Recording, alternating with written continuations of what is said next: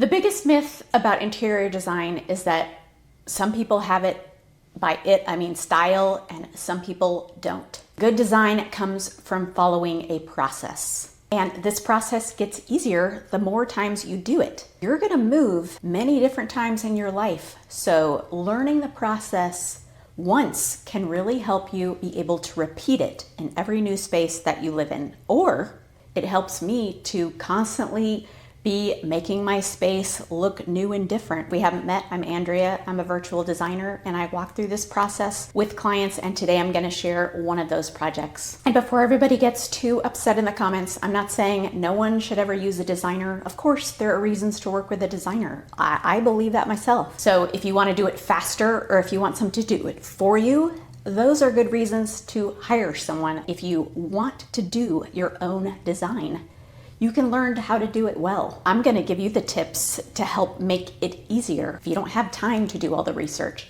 But if you do, and that's interesting and exciting to you, then this video is for you. So today we're gonna walk through a guest bedroom project. Do you ever feel like there's a cat hair and you can just feel it, but you can't see it?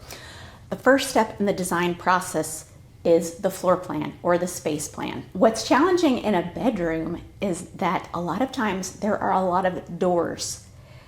And if it's a small bedroom in particular, which is the case with this room, there's a lot of doors to deal with. And doors, because they're usually around 3 feet, you have to give them 3 feet of space to be open. There are alternatives to having so many doors in the space. What we discussed doing was replacing one of those doors with a pocket door, which slides in and out of the wall so that it doesn't take up a lot of space in the room. Other options that we talked about doing were replacing the closet door with bifold doors, which don't stick out as far, or with a curtain, because this is a guest room and the closet's going to be relatively empty most of the time. The second thing you really need to focus on is where you're going to put the bed. And in this case, there were a couple of options. One would be to put the bed in front of the window, the only window in the room, and one would be to put the bed where it's right as you walk in the door. And neither one of these alternatives was ideal, but in this case,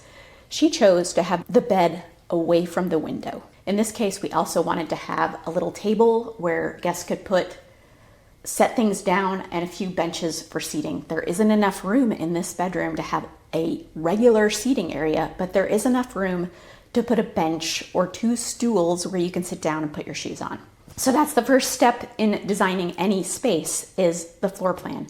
And I've done a lot of videos about how you can do that electronically for free or on paper. You can check those out here. And if you're interested in a free furniture template, check the notes below and I'll email you one that you can use to do it on paper. The second step in the design process is really what I think is the fun part, and that is figuring out your inspiration and your color.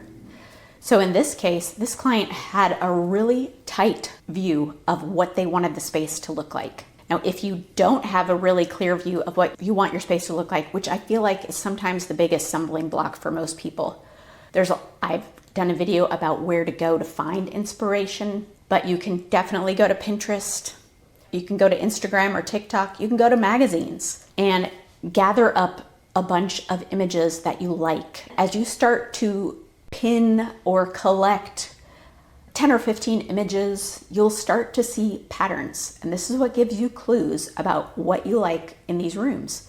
For example, you might see that all the rooms have a similar color scheme. You might see that all the rooms have a lot of pattern in them. You might see that all the rooms have a really playful, fun mood. You'll start to see clues. You might see that all the rooms have a padded headboard. You might see that all the rooms have a really colorful rug.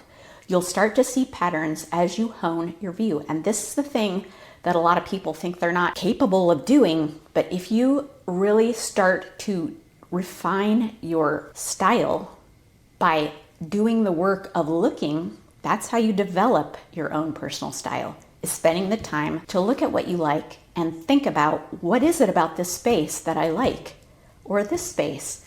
And you can kind of bring together a really cohesive looking collection of, this is kind of how I want my room to feel and look.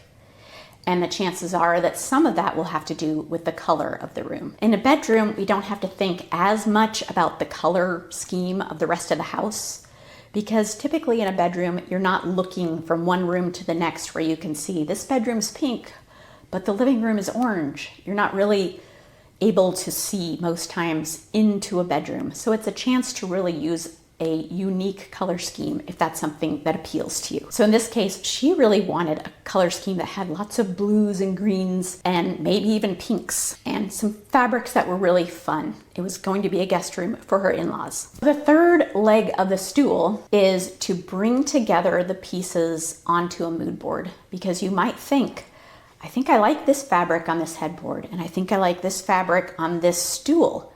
How do they look together? I think I like this rug. How does it look in the room? I think I might like this paint color. How does it look with this fabric? So the mood board gives you a chance to really pull all of your ideas together. And the tool that I like to use for this is an app called Board. I have used Canva in the past. I've done tutorials on how to do it in Canva and how to do it in Board.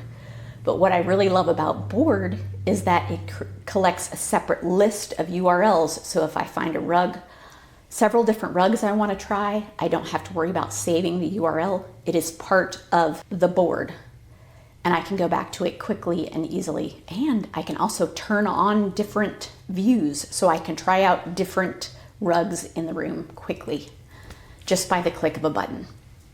So you want to pull together all of the things that you like onto the board to see how they work. That includes all the parts of the room. It includes the rug. It includes the window treatments. It includes the lighting. It includes the furniture. It includes artwork. So you want to make sure that you are pulling together all the pieces to see how they work. And you don't have to pull together everything and order it at the same time. Sometimes it's a good idea to, on the more expensive items, order a sample of the things that are more expensive. In this case, order a sample of the headboard fabric, order a sample of the rug. Now, if you're on a tight time frame and you're trying to get the room done quickly, maybe you can't do this.